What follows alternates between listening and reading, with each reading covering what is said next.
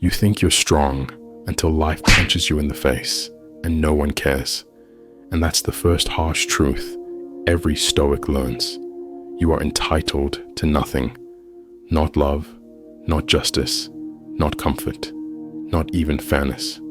You've been lied to by a world obsessed with validation, but Stoicism doesn't hand out participation trophies. It strips you down and dares you to stand naked before fate without begging for pity. As Epictetus warned in the Enchiridion, never say about anything, "I have lost it, but I have given it back." You don't lose what was never truly yours. You'll tell yourself you deserve better, but reality doesn't care about your expectations. It only responds to your preparation. The universe owes you nothing, and the sooner you burn that illusion, the freer you become. Marcus Aurelius didn't write Meditations from a throne of peace. He wrote it while his empire burned, while his children died, while betrayal circled like wolves. And still he wrote, "You could leave life right now. Let that determine what you do, say, and think." Because Stoicism doesn't hide behind soft words. It confronts you with the weight of mortality and dares you to live anyway. Here's the second truth, and it will rot your ego if you let it. You are not your thoughts, and your feelings are not facts. Your anxiety, your rage, your guilt, they scream with the urgency of life or death, but they're often just echoes of misperceptions. Seneca, in Letters from a Stoic, called it out. We suffer more in imagination than in reality. You spiral into catastrophes that never happen. You're furious about insults that were never meant. You obsess over outcomes you can't control, feeding the illusion that emotions must be obeyed like gods. But the Stoic sees emotion as a visitor, not a master. You feel anger? Fine. Recognize it, dissect it, and then let it starve. No reaction, no drama, just you, practicing the quiet violence of restraint. Because every time you react without reason, you hand your power away like cheap currency. The third truth will make you question everything you value.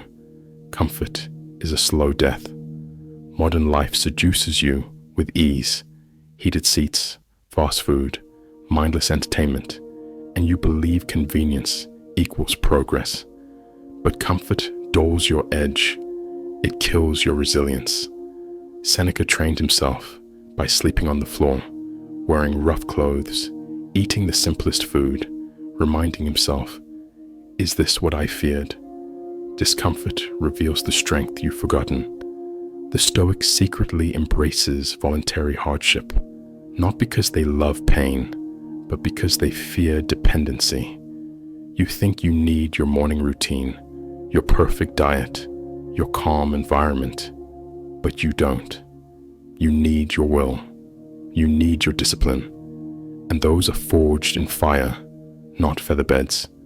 Go without, do without, strip life down to the bones, and see what remains of you.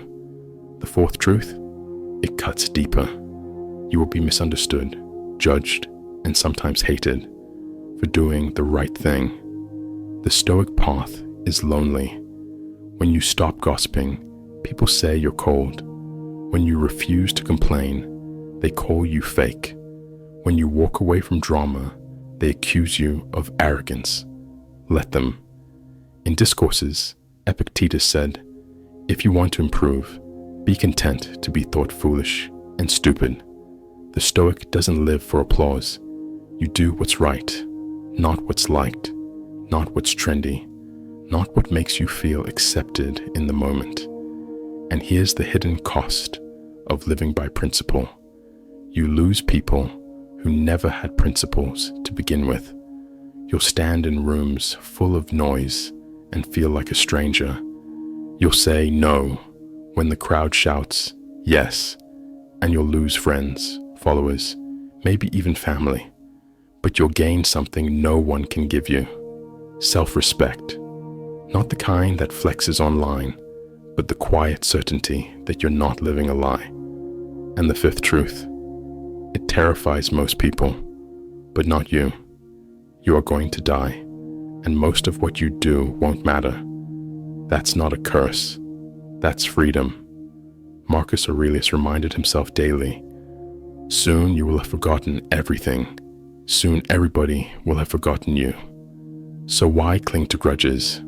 Why chase status? Why waste time pretending? The Stoic sees death not as an end, but as a clarifier, a blade that cuts the trivial from the essential. When you live with death in the room, your actions sharpen. You say what must be said. You leave when it's time to go. You stop performing for people who wouldn't show up to your funeral. This is memento mori in its rawest form. Remember you must die, not to provoke dread, but to ignite purpose. You've been seduced into thinking you have time.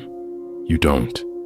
So write the letter, forgive the offense, build the thing, burn the mosque. Stoicism doesn't promise comfort, it promises clarity. You will not be praised for living this way. You will be questioned, mocked, and isolated. But in that crucible, you'll discover an identity no one can steal. You will no longer live reactively, chasing illusions or hiding from discomfort. You will learn to see things as they are, not as you wish them to be. And the day that clicks, really clicks, you become untouchable. Not invincible, but unshakable. So here's your challenge. Stop waiting. Start subtracting. Take one thing you're clinging to, an excuse, a comfort, a delusion, and cut it away today.